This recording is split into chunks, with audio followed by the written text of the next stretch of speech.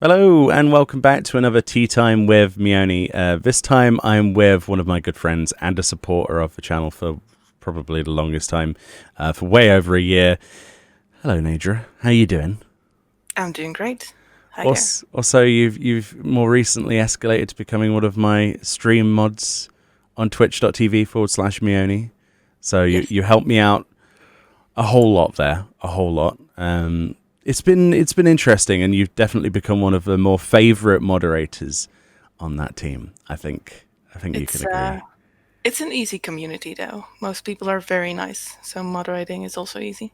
That's true. People have been really nice, but yeah, if people don't know, I've already said it multiple times, but we stream over at twitch.tv/Meoni now because it's frankly just a nicer atmosphere to stream on. There's a lot of features that really contribute towards a much more successful and more wholesome experience overall, like especially with the raiding abilities and stuff like that. But yeah, Nay basically helps us out on there amongst many other things. And so there we go. What I wanted to talk about today then, primarily, since we have Nay on as a guest, is a new player's perspective. Essentially, this is something that a lot of people have been talking about recently. We've had Work to Game covering this. We've had Zeppler covering this. I've covered this previously a little bit before in a couple of videos, but really there's nothing that's going to replace the actual testimony of someone fairly new to the game. So, Nay, you've been playing, what, a year now? Yes. If I remember correctly, the moment I started playing 5.1 just got released. 5.1? Yes. Really? Yeah. So Shadowbringers was out for just a bit since June last year, and I started in September last year. I thought you had been around much longer than that. I forget that 5.0 has already been out like a year or so. That's So crazy to me. I think Eden just got released because on my first few days in the game, I saw people walking around in the gear that I'm wearing right now. Yeah. And it was like one of those day one fall in love kinds of things because I was like, that looks pretty. I want it. And yeah, finally, the moment I got it, and it's You one of my favorite glams. yeah, you pretty much not taken that off. If we ever had to like dry clean that, we'd have to prise it off your corpse, I think. It's one of So those weird moments. What do you like about it then? Is it just more of like the instant nostalgia of something that you earned yourself, or is it more um, of just it's really nice glam, which it is. The diable the version's even entire nicer. the entire look of it, really. I like the elegance of it, the details, the feathers. Yeah. So my biggest question then is probably an easy answer if it's related, but what really keeps you playing Final Fantasy 14? That's the first question. I want to talk about the other bits of what brought you to the game in a minute, but what keeps you playing then? Because you see a lot of people at the moment, a lot of people are burnt out. They're waiting for another raid cycle. There's a lot of people down that route. There's a lot of, as the community sometimes calls them, the casuals, which actually fits pretty much me at this point as well, because it's basically anyone who fits under the category of enjoying something other than just raiding, as much as I raid. So what really keeps you logging in each day? I'd say two major things. The first one is probably the sappy, obvious one, and that's friends. Um, and the second one is just how much content there is. Because effectively, there's like, what, 10 years worth of content and story and world building that has gone into this game. And even though I'm caught up with like the main story, all of the extra raids and all of the things to collect, and there's just so much going on in this game. So it will probably be a while before I'm even near finishing all of that. And then you have all of the friends, of course, who also want to do that. So even if you finish something yourself, you can always go back and help other people finish it. So there's just really so much to do, and that makes me want to come back to it every day. That's nice. Yeah, I would definitely agree on the idea of helping other people. There is this real sort of sense that when you do get into this game, you do kind of fall into the trap of realizing that there is such a heavy social benefit to helping other people, and it's very, very rewarding, I would say, in comparison to a lot of games I've played in the past. I do find that sense of like, you know what, we did call and we helped someone get something, be it a mount or something, or help them clear something in particular they're stuck on. And yeah, I think if together this community has brought that as kind of like a staple of what makes 14 great, is everyone's not afraid to muck in. Occasionally you get people who just log in for the raids, like I say, but for the most part, I've had nothing but the best of experiences over the years personally, with just going, hey, I kind of need to do this, is like I'm hinting towards something, and then like there's multiple people that will jump at the chance. You've just basically got to hint at it or ask people, and I think that's where the anxiety comes in with a lot of people not asking. But it's nice to know that you had like that kind of instant introduction to that side of it. So when you first started playing Final Fantasy XIV, was there anything like overtly negative that you were not a massive fan of? Because a lot of people, when they pick up this game, okay, from playing other MMOs, and we'll talk about that in a moment, they have this real sort of predisposition towards the global cooldown, for example. Like casting stone, and you've got a massive cooldown on casting the next stone, which is something that, for me, when I first played, I thought it was a bug. I thought it genuinely was an issue with the game, that they had messed up somewhere and that it just didn't feel right, until you realize that things are at a slower pace because later on you have a lot more off globals. Is there anything like that threw you off, or were you pretty much just a blank slate ready to accept anything? I think it's just a few minor points, but one of the things, so I was playing full-time like Guild Wars 2 before Yeah. coming to Final Fantasy 14. And the biggest difference is rezzing people for me. Okay. That might sound as something very weird, but in Guild Wars 2, if you die in the overworld, there's a marker that will be placed on the global map that shows that you have died and that you are in a state where you are able to being rezzed. Yeah. And you'll have people from all over coming to you to res you. It's really like one of the community thingies done there is to being rezzed. And that was one of the biggest changes I didn't know that. compared to Final Fantasy, because if you die, you're just there dead. And unless you speak out, no one's going to bother rezzing you. That's true. Did you find it really kind of awkward to learn how to, like, for example, to control right click or whatever to get your position marker? Is that something that you were like, how am I supposed to tell this person where I am? Or did you pick that up pretty quickly? I think I only picked it up until like we started doing Eureka or something. Yeah. I didn't even know I could position a marker. No, that's a completely fair point, though, because the problem is that these are things that are not taught to you in this game. So whilst a lot is kind of handheld in places, I would say that this game probably does need more in a way of like teaching people the basics like that, rather than just, here's the novice hall, go and hit a couple of target dummies for 5 minutes. You know what I mean? Yeah. So does Guild Wars like just? I mean, it obviously presents that idea of this person is dead, this is where they are, which is actually something I didn't know. I don't remember, because I only played a little bit of Guild Wars 2. Mm-hmm. I didn't finish the leveling experience, and it wasn't my kind of game. The one thing I did enjoy from that game was the jumping puzzles, believe it or not, because they're insane in that game.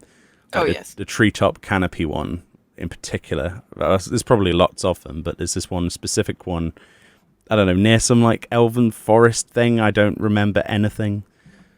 I just remember lots. It kept going up, like you started off on this tree and you kept going higher, and then that branch attached to another branch, and then if you kept going, you suddenly were like on top of the canopy of a forest, of a zone, completely you wouldn't see it otherwise, and then there's like these small logs, and then there's another bit, and then another bit, and then there's like a hidden waterfall. It was just immense.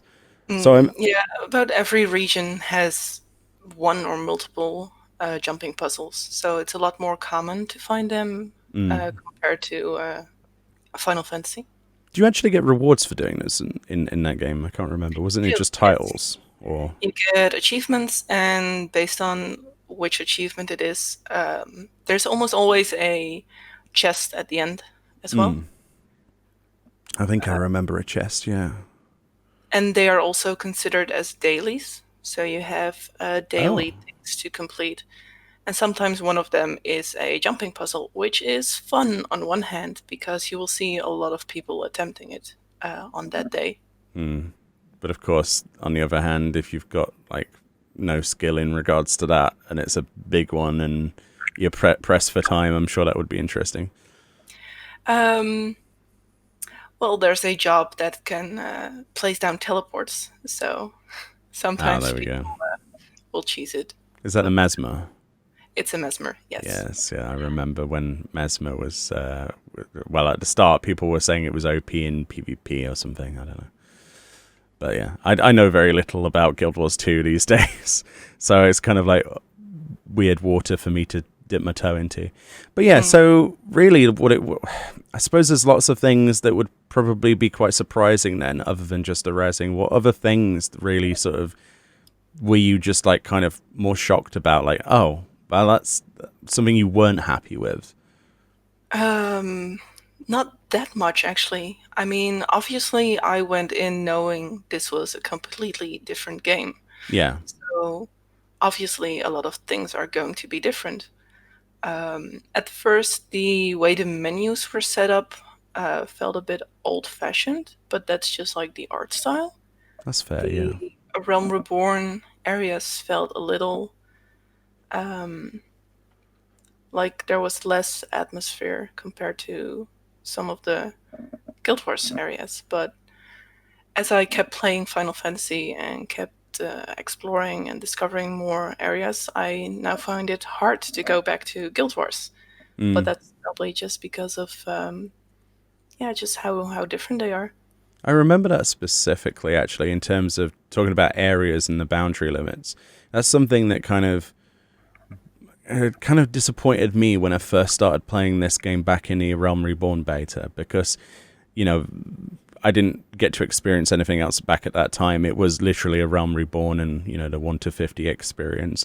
So it was like, okay, I just came from World of Warcraft, where you can literally, if you can see it, 9 times out of 10, you can walk up there or fly up there or jump against a wall repeatedly until you can get up there if you're not supposed to or whatever. It was a lot more like an open world game, whereas this was touted to be open world, but really felt incredibly constrained at the start. It really wasn't the sort of game that I usually would be excited about. But I think that it's a real testament to how much charm was put into each individual area, even though the space limitation and zone limitation was a much greater concern. Because obviously, I don't know if you've played WoW, but essentially you don't have border limits between zones, basically. If you go across the ocean, you get a tiny loading screen, and that's the only time you'll see that, like if you've got on an airship and you get off the other side. But like between zones, there's no transition. It's just one big thingy, and the only thing that happens is the text changes and the biome slightly changes, but there's no loading screen. So I do find that my first experience of this was like, okay, these zones are tiny, because you look around and you don't instantly look at the map or the mini map, and you're like, oh, cool, wow, look at that. There's like an entire forest over there. No, there actually isn't. Oh, there's an entire mountain range over there. No, there actually isn't. But once you get past parts of that, and the world starts to like open up a little bit, like you say, the further you go, then it starts to feel much better. But a lot of those old world zones do have a certain charm to them that make me want to experience them again, because of how much like was put into there, whether it be like a farmstead that's important for a sub character in a piece of lore somewhere here or there, or I remember a side quest fondly or something to that particular zone. But I think the worst part was like the mini map itself gave away all their secrets. You know what I mean? Like it's like, this is literally like 4 corridors joined together. It's not actually a big expansive set of beaches or something like that. But yeah, I don't know. I don't know how it compares to like Guild Wars, but I remember playing Guild Wars 2 and having like a lot of open space. A lot of Um, open space. yeah, but it's kind of the same as Final Fantasy, really, because you also have these basically square areas, and on different sides of the square you can exit to go to the next map, and the entire world map is just squares stacked together Hmm. from the maps. So it's not like, I never played WoW, but it's not like Breath of the Wild, for example, where Oh, right, yeah. you can see, you can go there. Mm. So that was not something that was like a cultural shock to me when coming to Final Fantasy. Mm. So was Guild Wars 2 your first MMO, or what was your first multiplayer, like massively multiplayer sort of RPG experience? Oh, now I have to think back. I'll let you I, think on that one. I remember back in the day there was this really horrible.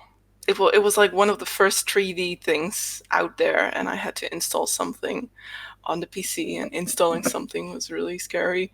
I really can't remember the name anymore.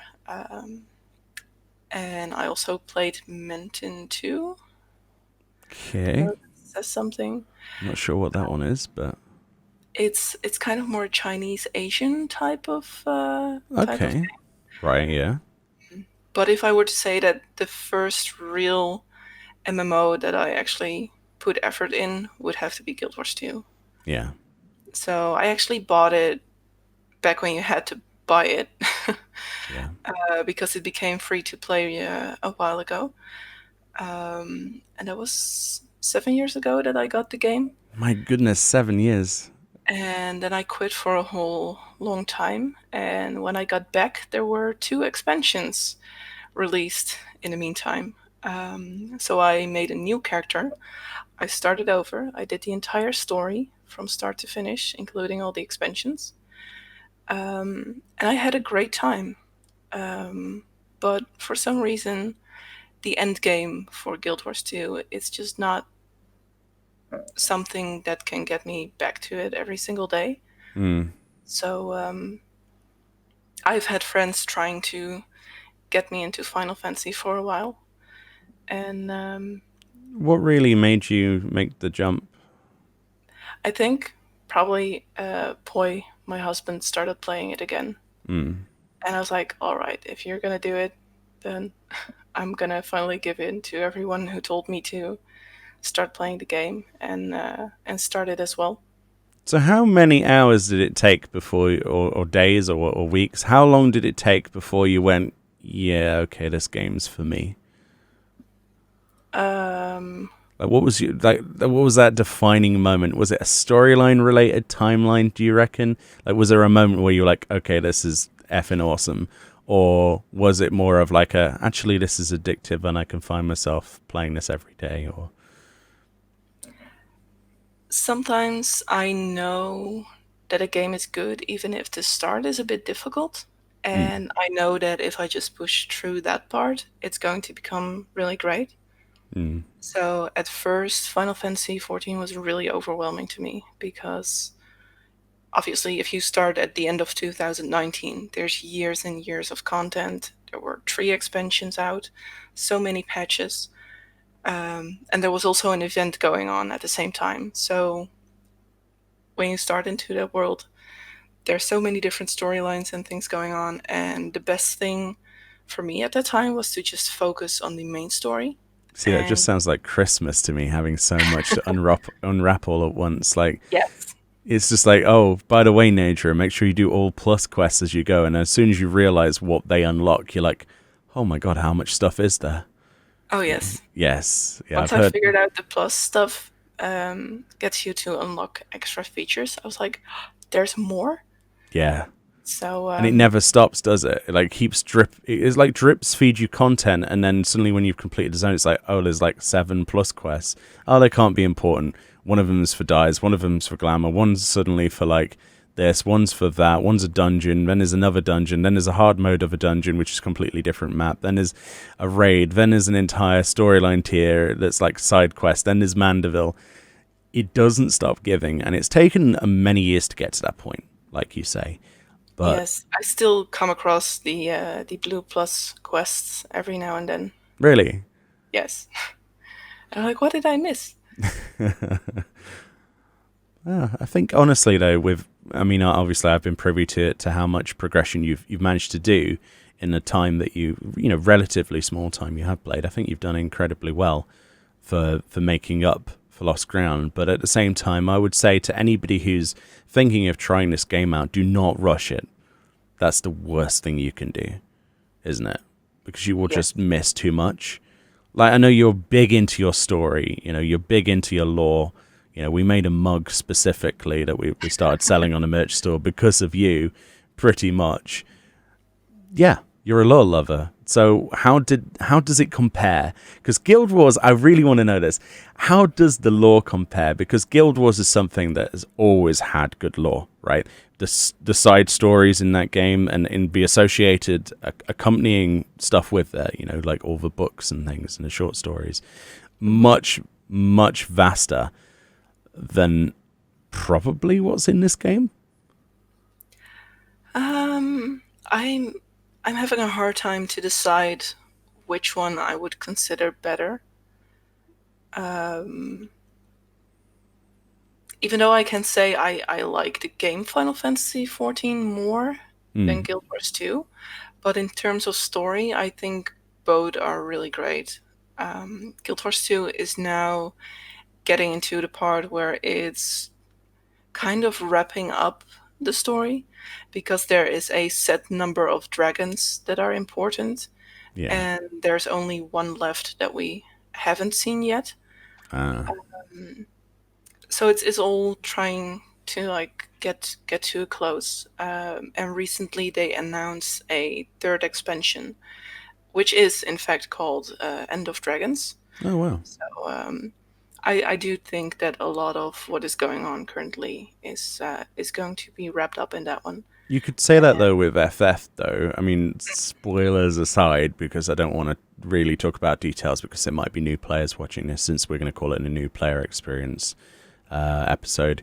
But it's pretty much wrapping up the main arc, so to speak, the main points like that in FF right now. So they're probably on level pegging field really in that terms. But I think the one thing that I would say about Guild Wars 2 that attracts me more than Final Fantasy XIV is actually the voice acting. Because that's something that when I first played, because I purchased the game when it was first out, and I, as much as I didn't get to the end game, I was absolutely blown away by some of the voices. There's a guy that I can't remember the name of now, but you might know the voice actor. He did the voice of Roy Campbell from Metal Gear Solid. The guy played the Char. He played was it a Char? I'm trying to remember the race. And they had a lot of voice actors who he's got this really gruff voice like this sort of thing. But it's like, oh my God, it's Colonel Campbell. My God. And that was like, it was an all-star cast. And then you had like, what's his name? Is it Jennifer Hale? I'm really bad with names. Right, but some people watching this will know what I mean. I'm like, oh my God, it's Jennifer Hale. Oh my God, it's this guy. Who am I going to meet next? But like from the start that you play that game, you're introduced to this beautiful voice acting. Please tell me they continued with the subsequent patches when it went to free to play with the voice acting. They did, with the exception of the most recent patches, but that was because of work from home. Okay, that's understandable. But they do have the intention to update it with voiced lines. Fantastic. At some point, but it's just going in a slower pace than they can release the patches themselves. That's understandable, yeah. I mean, obviously time waits for no man, and it's better to have content than, skip on it because of, situations like that. Patch it later, that's a good idea. Because that's one of the things that really gets me going, is like a story that's told to you properly. And voice acting really, to me, is a big thing for storytelling, because when there is a lack of it, I end up using my own voice in my head and trying to make up stuff. And it's never quite the same as like the original intention of the person who made it. I've made this point before, but like the old Final Fantasy games, way before voice acting was a thing. So like before Final Fantasy X, you didn't have voice acting, right? So 9 before or before then, basically, right? So there were certain words that were pronounced in your head differently than you would think that than they're supposed to be, right? Like Final Fantasy VII, for example. I thought they were chocobos for the longest time. It's a chocobo because of the Americanization of that word, or the localization of it. There are so many other words that I've just like completely misrepresented of what they mean and what they're supposed to sound like. But there's also character names as well. That blows me away. Or like place names. It's like it's just crazy to me. So I think that when you have voice acting available, it's such an important factor. Like Star Wars: The Old Republic, okay? I don't know if you've played that. You saw me play a little bit of that on the stream once. I've seen it a lot, but never played it myself. Right. It's an exceptionally good main storyline, okay? Another free-to-play game, unfortunately, that was butchered to pieces with freemium crap that you can purchase, like, inventory space and stuff like that, and XP and a certain amount of money you can earn per day. Complete garbage. But the storyline is what you would play that for, even if you didn't want to do endgame, right? Because it's so fantastically well told. All of the storyline, all of those little expansions have got world-class voice acting, and it's like actually playing a Star Wars movie. Everything, even the crappy side quests are voice acted. It blew my mind. It really did. So like when you come to Final Fantasy XIV and then you have these bits where like Sid is voiced for like one line and then suddenly isn't voiced again for another 2 years, or you have these characters and you're like, okay, it's a bit hit and miss. They've got better with that over time with 14, but I still think that's one of the few things that really irks me about this game personally. And as a new player back all those years ago, back in the beta, I was like, oh, this could really do with some voice acting. And it annoys me when you go from voice acting in the same scene to suddenly not voice acting. It's like, I understand the budget concerns with this, but I would much rather it not be voice acted at all then. You know what I mean? Because it feels very jarring. So that is some credit I would give to those other games out there, like Guild Wars 2 and, well, not in this particular case more recently due to the pandemic, but, with Star Wars and stuff. So, yeah. Yeah, the voices, but also the music really make the games. Which is something we do make up for in 14. Yes. In a big way. Because we have a Lord and Savior Soken to the rescue. I have been loving every single track so far. Even though the ones in Shadowbringers are absolutely amazing, I think my favorite music is still the ones from Heavensward. Mm-hmm. And that's definitely something that really impressed me from this game. That's the music from, what's it? Is it Sea of Clouds with the... Yes. Where Malcolm and all that is, yeah. Is actually a instrumental version of Dragon Song, which is the main song from the expansion. Yeah, from Heavensward, yeah. It's beautiful. Every song they made for that expansion just has something unique. Also, the stuff from when you walk through Ishgard, but also from every different region, the way they managed to make the music to really show the emotion of the location. I think it's very well done. Yeah, I think in terms of like the sound design, because I did some sound design stuff at university that was part of, our audio production module basically at university. We studied a lot of this stuff, and you can tell when a soundtrack is good when it's not just a soundtrack. It's actually the scene itself is designed as much as it is in sound as it is in visuals. So many companies make the mistake of creating the visuals first and then playing the music to it, or just having something pre-recorded, or creating the sound first and then putting it to something.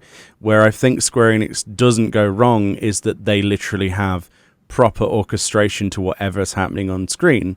So if you have, for example, a terrible situation, without saying any names, of course, or any spoilers. Say, for instance, a character dies that you've known for 5 years and then suddenly dies. The build up to that, and the sadness, the despair, how it spirals, the transition between things, how it's played. It's not just like this is the track overlaying and then we're going to fade to another track. It's heartily played on a piano, for example, for touching moments. You mentioned Heavensward.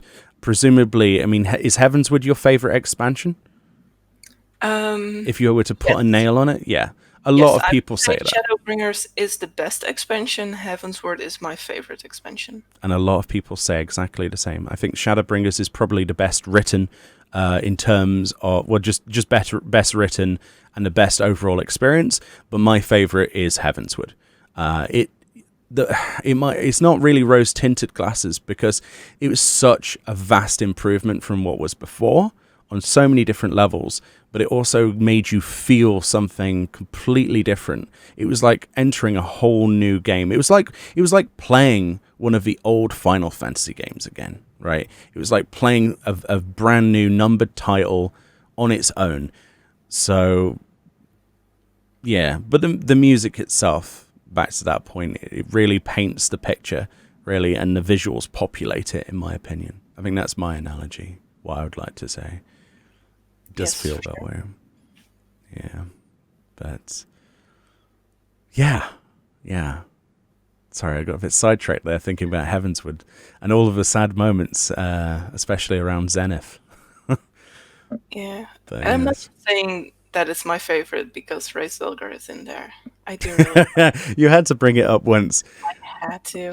Oh dear. For people who don't know, she's got a thing about dragons. Let's just put it that way mildly. Ray Zilgar is a very nice character. You can With a tell very that you were very impressed by the character because you bought the art book specifically there for the for the art, right? For the art, but also the the Horace lovely Velga minion. opinion that came with it was just a great bonus. Don't you mean the Horace Velga that came with a free art book? That's how We're you going should be down that looking at road. it. Yeah, we're going that route. Yeah, it's like the amazing ultimate emote with a free statue. Oh dear, you've got it bad though in terms of the addiction. I think mostly because you bought the fat cat cushion, didn't you? Yes, we don't Yes. talk about that until I'm not the talking point about that that. it gets here. Yeah, just try to forget about it until it's like this 2 kilogram parcel No, arrives. it's 7. It weighs 7? Oh, it's yes, 7. I thought it was 2. Okay, that's big. it's massive. Yeah, for people who don't know what we're talking about, they uploaded the store with some new merch in celebration of TGS, yeah, so the Tokyo Game Show, which is actually on right now for a couple of days. If you want to go check that out, I'll try and put a link in there if I remember, or we'll pin it in a comment or something. Nature might do that. But yeah, in commemoration, they have loads of merch, and we did a video on it. But one of the things is this enormous 7. I'm reminded now, kilogram, like massive fat cat. What did they call it? Did they call it the giant cushion? I don't know, but it's the same size as when your in-game character would sit on the fat cat mount. So you effectively have a real-sized mount. It's as big as Meoni. Yeah. Yeah, yeah. Just imagine Meoni just like a fat cat. That's a weird analogy. Just imagine a fat cat, but bigger, yeah, and in real life. It does look really cool though. As soon as I saw the in-game screenshots, the in real life pictures rather of that woman like sat on it on the store page, I was like, oh my god, he's a big boy. Oh He yes. he So thick. one thing that would be nice to see is to have the big fat cat and then the smaller fat cat plush on top of it Oh yes, to stack them. yes, and then like get one of the tiny ones made Yeah, on Etsy or something, or like you it's like a because keychain. because you made me a Ronka. You made me a I do. great serpent of Ronka. Something that size. Something that size. But yes. Yes, you've got it bad, unfortunately, and you're not going anywhere. Enjoy the game, enjoy everything about it. And Oh yeah, yes. Still so much to do. there is so much to do. So little time to do it as well. Yes, that's why you should never rush stuff. So I always get this question as well, okay, and I'll pose this to you. So, Naydraa, I'm a new player. Should I buy a level skip potion? No, absolutely not. Should I buy a story skip potion? No, no, absolutely not. Okay, there you go. Because yeah, as you just level a class yourself, that's how you best learn it. Because one of the things also different in Final Fantasy compared to Guild Wars 2 is you have so many buttons and so many skills to press.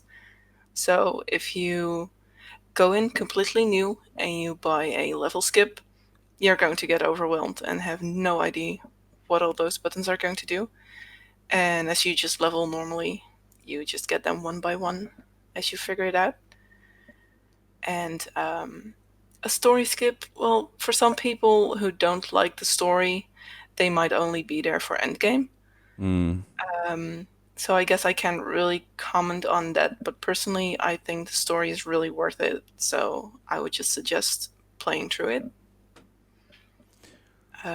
Guild Wars 2 for me really has the strength in the story, and I will come back to the game to play the new expansion because I love the story.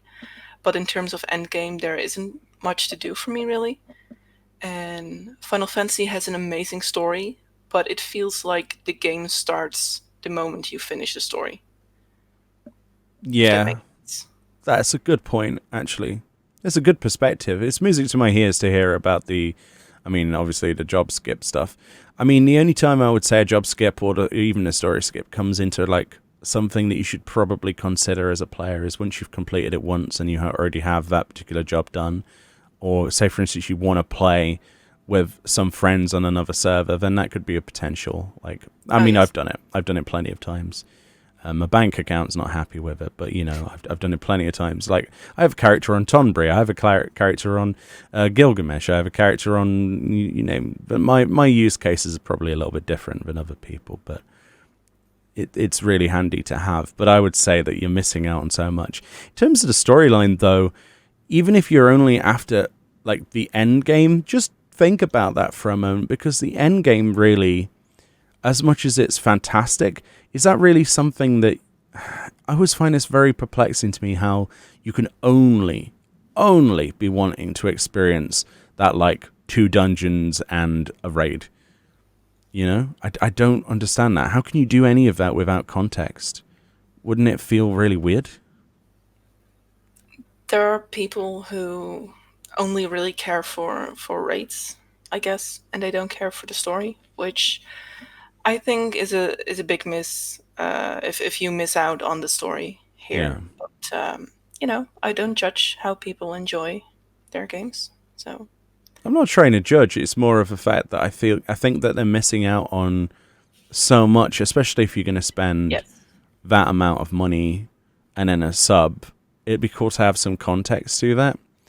I agree. Also because you will just miss out on all these small details that you will come across if you don't play through this story. Mm. Yeah. If you're a new player, though, and say, for instance, you've been raiding in World of Warcraft at endgame and you want to just do nothing but raiding in this game, I would also say that you're going to miss out on all of the learning opportunities along the way. So it's not just forcing you to do storyline just for the sake of a storyline, but it's also the trials and tribulations along the way, where at certain level caps, obviously you have like your job quests, for example. Very important, I feel, for you to do those at the relative level and do them the first time, because then you realize, oh look, this tooltip is clear as mud, but this is actually what it does. There's no way I would understand half as much as I understand on some of the roles that I do play without actually doing the job quest. Like Dark Knight, for example, you wouldn't learn anything if you just didn't do that stuff and you just skipped all the way on your level. You'd have these abilities and you'd be like, okay, even from an endgame perspective, you would be relying so heavily on like the Balance Discord or YouTube videos. The amount of time that you'd have to put into watching those, you could have watched a storyline. That's my one point I will have on that. You could have spent that time learning it yourself as you go. But that's the only thing I've got to say about that. But I'm not judging. I just think that you would be missing out too much for it to be Yes. worth it. I fully agree on that. Yeah. Okay. So yeah, I'm trying to think. So you've played Guild Wars 2. You've come to this game. Is there any... How do the communities compare? Because you've pretty much been a fairly... Is it fair? It's fair to say like a leadership-y role in both, into some ways now? I think should I call it the worst kind of people? Yeah, the worst kind of Sure. people in Guild Wars are in World versus World and PvP. Okay. Uh, I've noticed that PvP isn't as big in Final Fantasy compared to Guild Wars 2, Yeah. and World versus World is something that's not even a concept in Final Fantasy. Not yet. Um, but yeah, I can't really say I've experienced that much negativity in Final Fantasy. It's mostly just the odd person every now and then in a dungeon. Uh, and sometimes they just try to help. Sometimes they try to help in a less nice way. But yeah, apart from the random weird person you find in every game, I Yeah. don't think I would call Final Fantasy like a game with a bad community. And the same goes for Guild Wars 2. I mean, the PvP community has a bit more competitive talk, to say it that way. Well, But that's exactly it, isn't it? Because from what I understand, the World v World and the PvP is kind of like the main end game for that game. I mean, I know there's the PvE, but for the most part, it's just glamour, really, or like alterations of things and visual related rewards anyway. So I think a lot of people gravitate towards the PvP. Am I wrong on that? yes, it's glamorous, and legendary items are a real big grind in Guild Wars, considering endgame. Yeah. And something else they have is fractals, which is kind of like high end raids. Oh, right. Uh, Okay. and recently, they have actually added actual raids into Guild Wars 2 as well. Oh, like instance things. Yes, Okay. so they are expanding on that, but I have not played those myself because at that point I had already started playing Final Fantasy. I have another question, mostly out of my own ignorance, but well, actually, a couple of questions. Firstly, what's the housing situation on Guild Wars in comparison? What do they offer? Yeah, so that's something I've always missed. You can have an instanced house, Oh, really? but it's not really a house, it's more like a housing district thingy that you Oh, enter. And you can buy nodes in the world, and once you've bought them, they show up there. So there is no way to decorate, there is no way to put furnishing down or anything. oh, You also cannot change where these nodes appear. Once you unlock them, they just show up in a specific place. And you can pick an area in one of the starting areas for each race. So you can choose where you want your house to be, but it will always be in the same spot for everyone else. And once you enter, it's an instance so area. it's like a phase then. So like someone enters a house and then they disappear because it's their house and not yours. Yes. However, if you're in a party, you Yeah, can enter someone else's house because if if they they're have the a lot of leader, yeah. bells, then you can harvest the materials from there as well. So you So say you can't place furniture down? yes, it's Weird. you cannot place or decorate anything at all. That's mind blowing.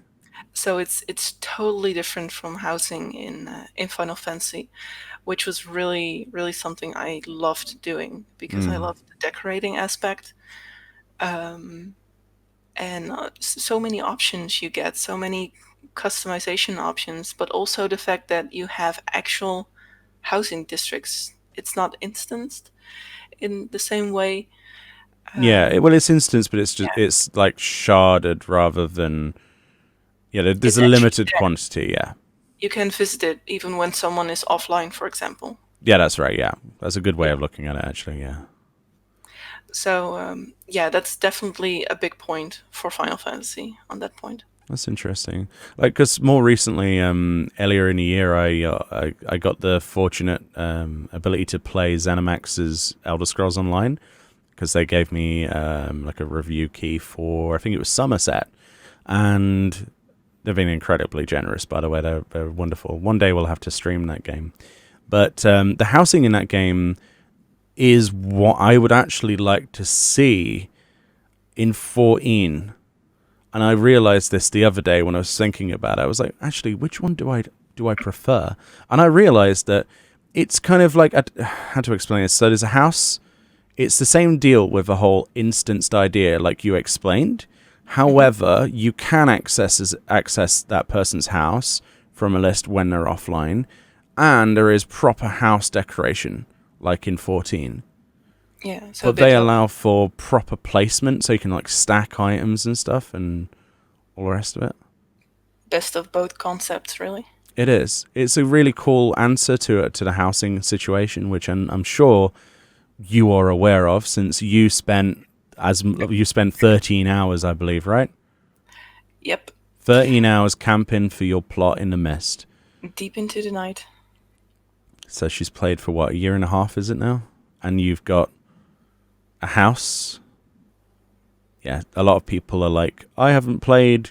I've played for 7 years, Meoni, and I've not got a house and stuff. It's like, well, all I can say is, it's cruel. It's a horrible thing to do, and it is a horrible answer to it.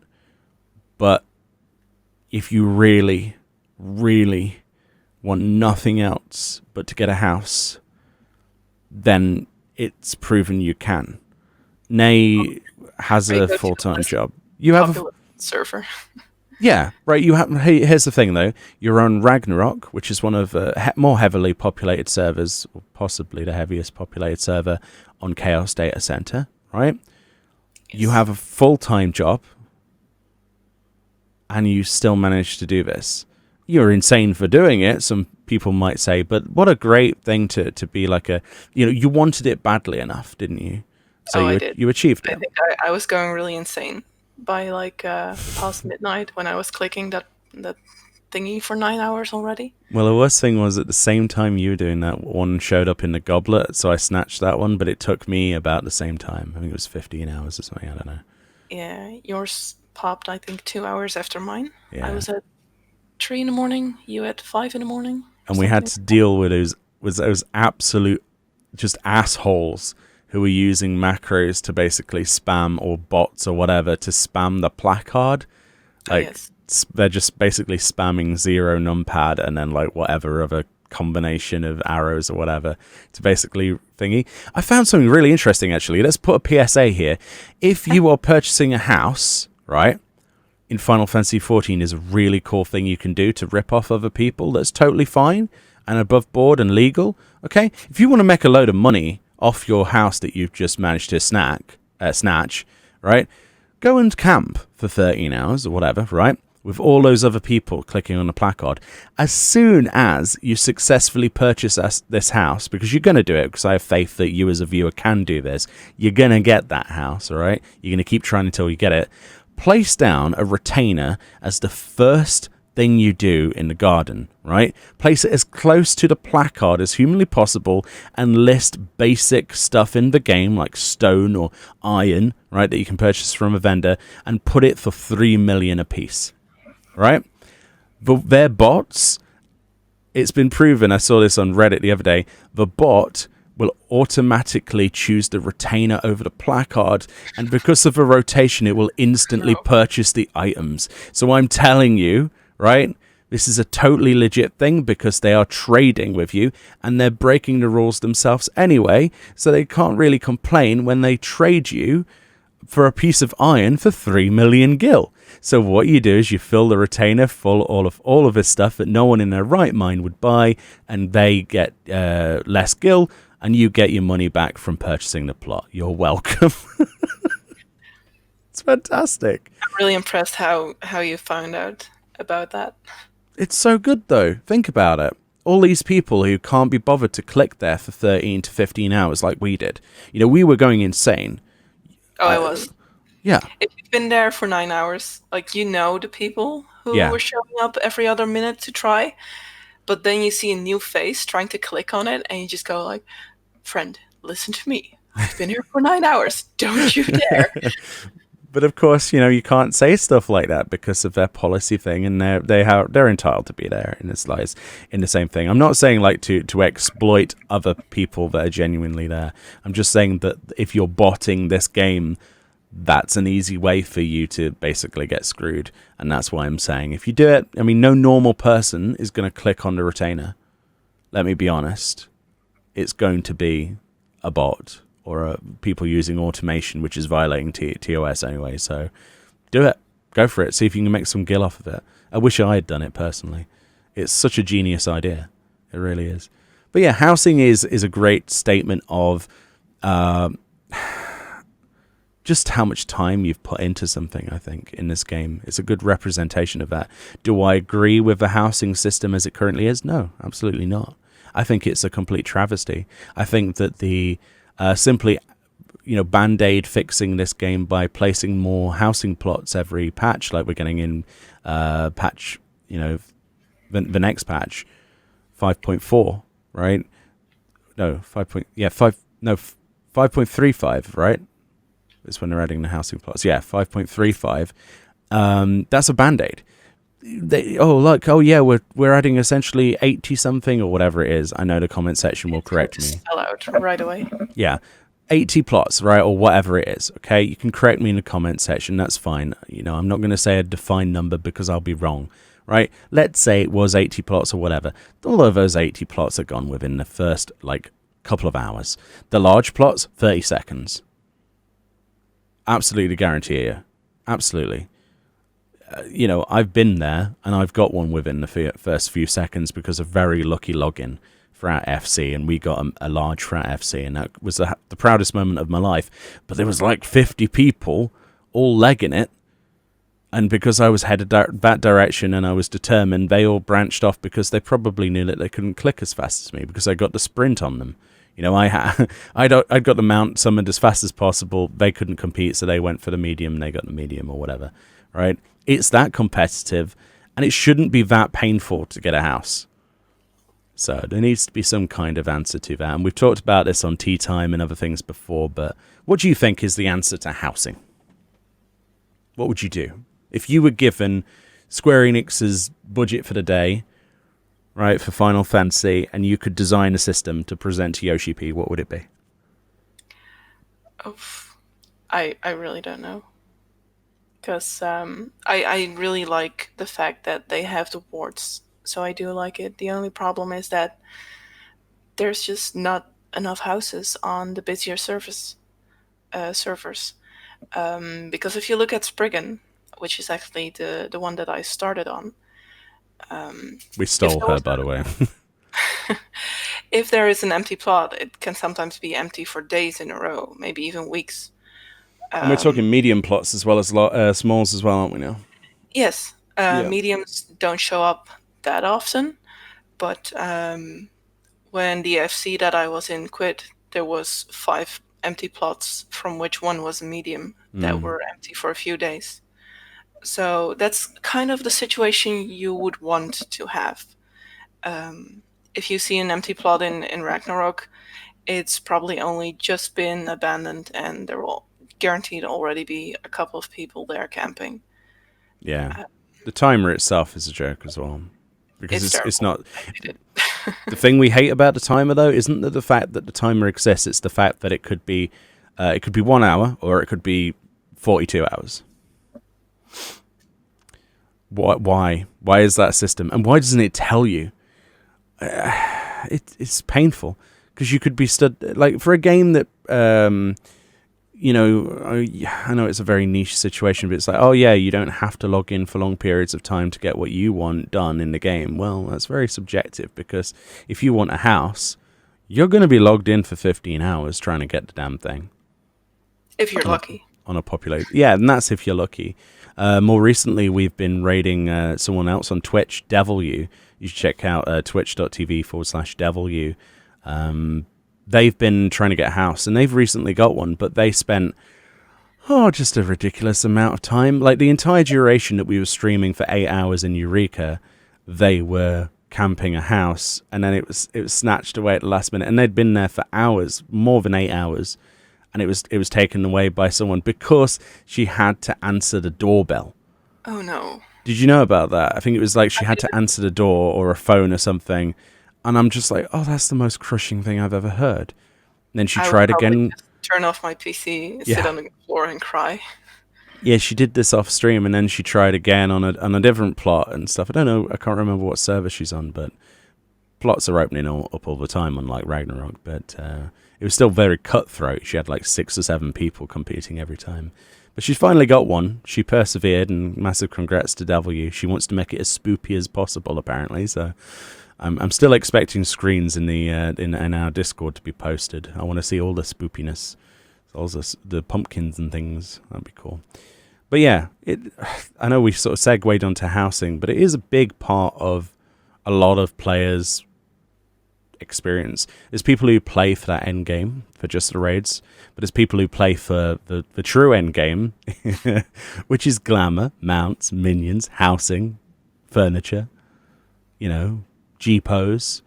Of the amount of people that are part of the GPOs community that will be watching this video, shout out to GPOsers on Twitter.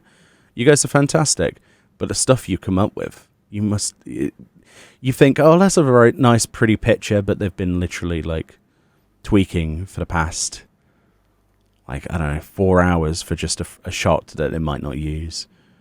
There's so much in this community that I didn't get from World of Warcraft or any of the other games that I've played over the years. It really does have this just complete package. Now, it's got a complete package, but it's not a perfect package. So if you're expecting every single element of this game to be 100% living up to your expectations, it's just not possible, is it? There are bits where you're like, oh, that's unfortunate. Oh, that's annoying. There's limitations with the glamour system that will just drive you insane, especially the dye system. Like Naydra's outfit here, 9 times out of 10, if this was like the Savage version, which obviously this is a very niche example, but you'd be thinking, oh, well, the white bit, the silver bit would be the bit that dyes. But 9 times out of 10 with other outfits, that will not be the case. It'll be the trim or something. So there are bits from every department. The housing stuff, the clipping is awkward with certain things. Like drawers don't go flush against walls unless you like glitch them into place because of how snapped grid or the placement system works, or things that should be mountable on walls that don't seem to mount on all of the walls, or things that are designed to be like placed on things, like say they're tabletop items, but then you get an item that you can't place on top of like the hearth of your fireplace. That drives me insane. But so we decided to as a community, we've devised ways of glitching things onto things. There are ways around things, but sometimes I do feel like that should be something that should just be default in the game. Yeah.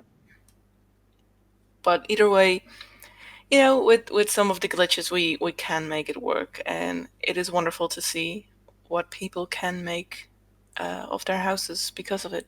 I mean, you've made like a fairly glitchy loft system, haven't you? And like beds and things and stuff, and it looks really nice. Partitions to continue the border that you see near the ceiling. So, yeah, some of the stuff is really perfect to use for that. And they're adding lots of new items to it. It's not like I'm completely crapping all over the housing system. It's still really nice. I just think that any direction that you stare at in this game, it's not 100% polished.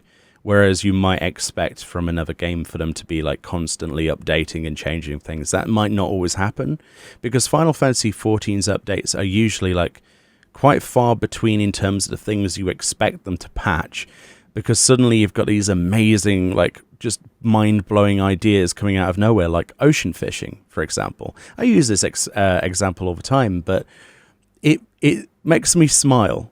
It really does. Because every time I know that there's going to be patch notes posted, or we watch a letter from a producer live, Naydraa, you can hear the night before, hopefully you can hear the excitement in my voice, because I'm like, what are they going to announce next? What's going to be next?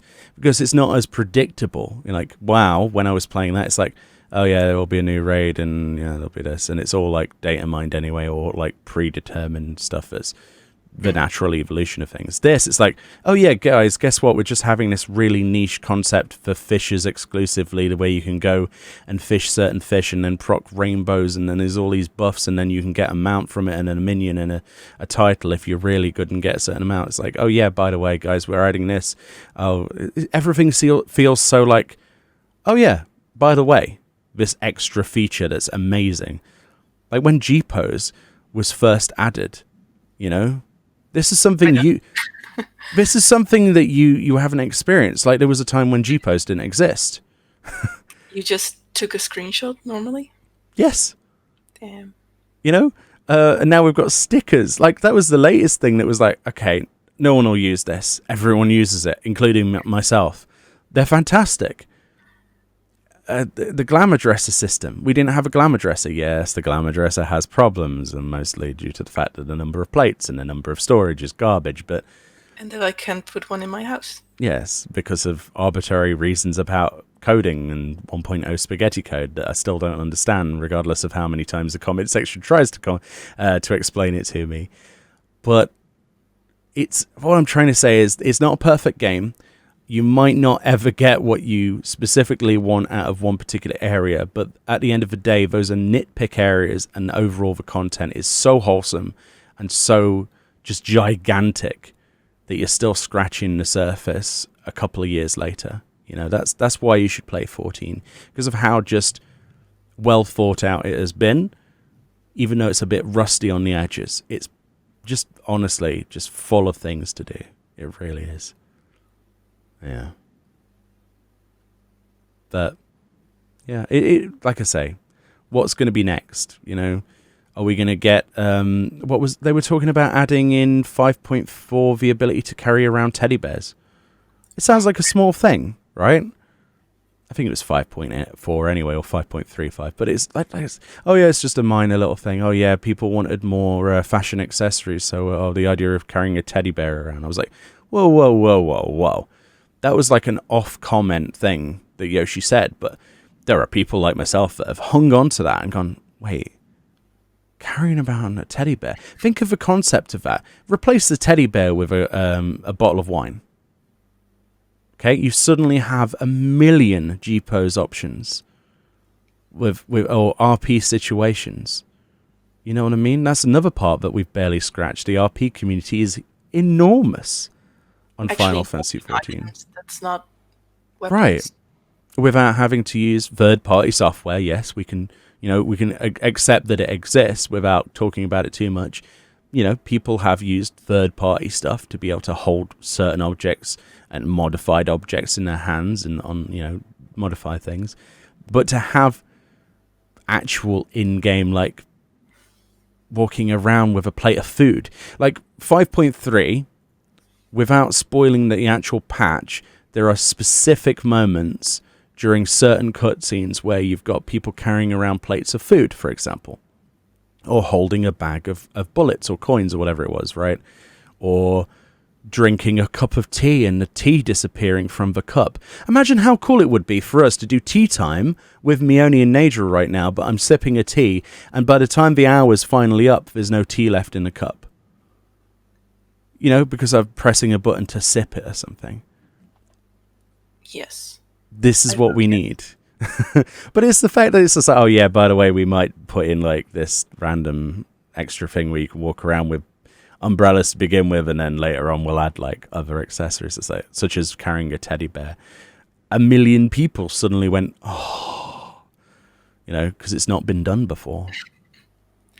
No, I do really appreciate the way they always keep the community informed, but also how often they release updates, and the fact that the updates actually contain so much. I'm always impressed with how much is in a patch update. And they're always quite surprising. It's like you never quite know what you're going to get. It's just, I don't know. Then they always eventually add stuff to like quality of life things, like for example, not basically being heavied all the time when a monster attacks you whilst you're mounted. That used to be a thing. People don't even think about that now. If a monster can inflict heavy, it used to instantly heavy you if you aggroed it on a mount. doesn't happen anymore.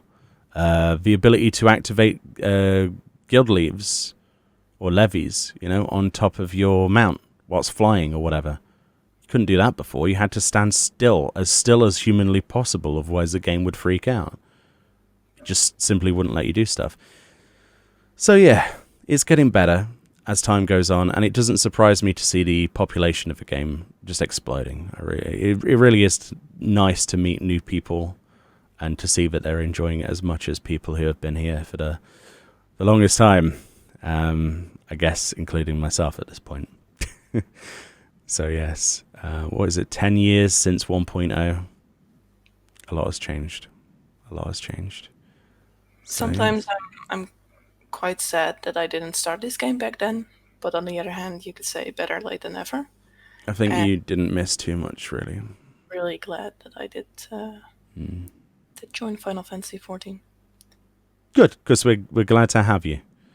Oh, thank you. Yes.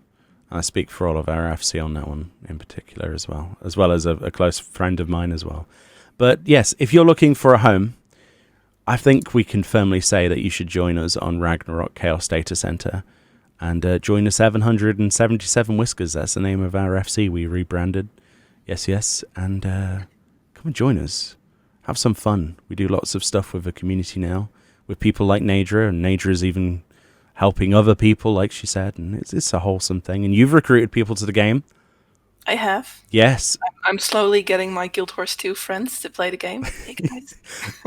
See, look, that's true influencer right there. Not me, this person, and other people like this. It's what's wholesome to me is I've heard you talk about their first experiences on certain moments of patches, and your reactions to their reactions has been like my crack, to be honest. It's like been, oh my god, yes, how did they react to this? There's so many questions I still have, like on certain points that we can't talk about here, like how did they react to this, because we feed off of that, because it's a very social game and you should involve yourself with as many people as possible. We're all strangers, but at the end of the day, if we can all enjoy something together, then it makes it a greater thing. Yeah. Thank you so much for being on Tea Time. I know it's been a bit different, this one, but it's been nice to have someone bring a breath of fresh air to the crappy video series. So. No problem. Even though I might not have that much knowledge on the game yet, I do like giving my perspective coming from a different MMO into this game now, 1 year later. I think it's very unique, and it's been very interesting for me because it's brought back a lot of memories and nostalgia for my first experiences. So I'm sure a lot of the viewers as well.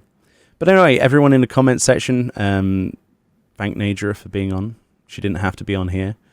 And I think she did fantastic, being your first time on one of these sorts of things. So yeah.